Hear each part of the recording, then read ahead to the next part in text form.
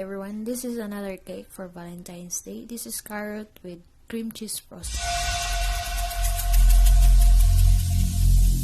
Every single day I'm gonna make something great. That's my way. Every single day I'm gonna make.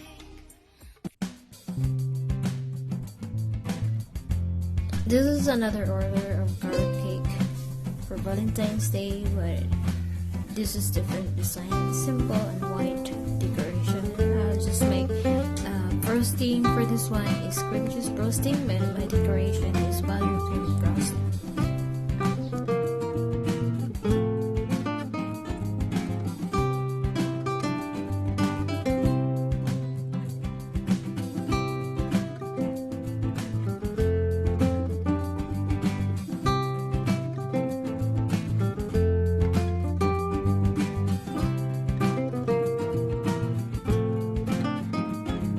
Decorating the carrot cake is a little bit difficult because the cream cheese frosting will not stick on the side of the cake, but still you need patience to get the smooth side of the cake, and it's a little bit elegant looking decoration.